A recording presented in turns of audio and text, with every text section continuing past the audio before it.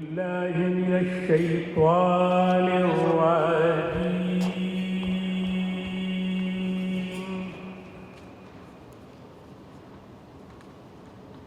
بسم الله الرحمن الرحيم.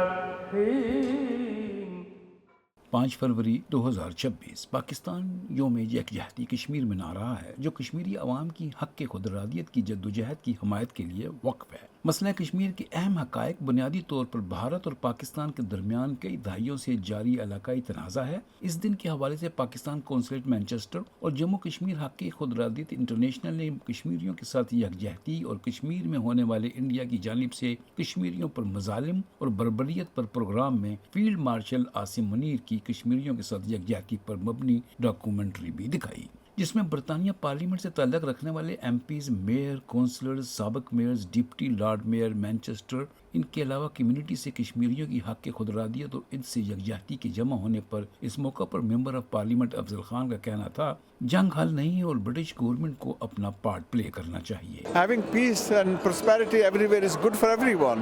So this is why the British government needs to play their part to bring parties together. So is there any pressure on the government through the parliament point of view?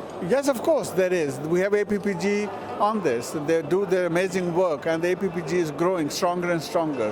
So you will see that they will do their bit. At the moment, Britain is the presidents of the UN now for their period to serve. They should utilize this to push peace in the world.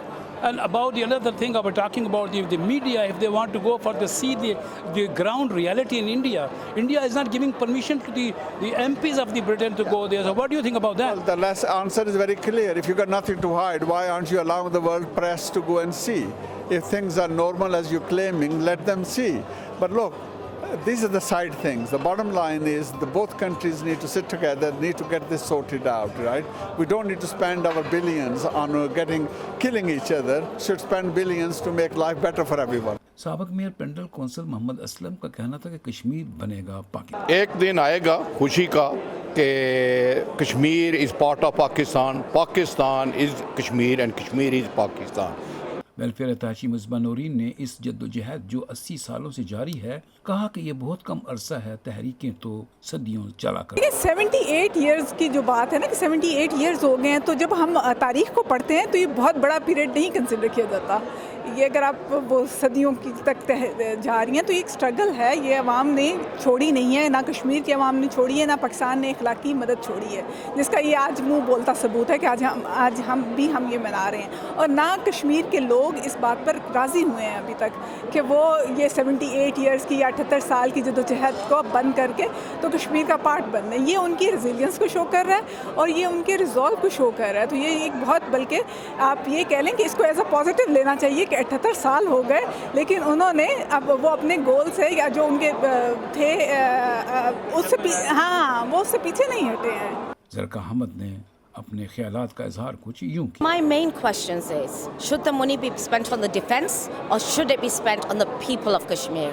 Lord Wajid Khan نے کے T V سے بات کرتے ہوئے کہا کہ کشمیری بھیک نہیں اپنا حق مانگ رہے ہیں اور دونوں ملکوں کو ڈیفنس کی جگہ پیسے اپنے عوام کی زندگی کو بہتر بنانے کے لیے خرچ کرنے چاہیے۔ کشمیریوں کو اپنا حق ملے، وہ بھیک نہیں مانگ رہے، وہ اپنا حق مانگ رہے ہیں، اور انٹرنیشنل کمیونٹی جو وعدہ انہوں نے کیا ہے کشمیریوں کے ساتھ وہ اپنا وعدہ فل کریں اور جو پرومس کیا ہے they should deliver it.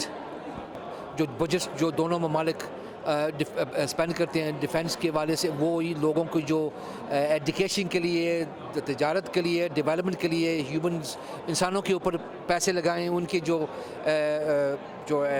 Economic levels, زندگی، ذاتی personal experience, cost of living میں بہتری آئے، وہ دونوں جو کنٹریز کے درمیان اچھے ریلیشنس ہو، وہ پوری دنیا کے لیے، صرف ساؤتھ ایشیا کے لیے نہیں ہے، سب کے لیے جہاں بھی ہیں بہت بڑے ملک ہیں اور ان کے درمیان وہ بیٹر ریلیشن شپس ہونی چاہیے، لیکن Kashmiris should have their opportunity to decide their future. Consul general Imtiaz Feroz Gondal نے اپنے خطاب میں لوگوں کا کشمیریوں کے حق خود ارادیت اور یکجہتی پر شکریہ ادا کیا۔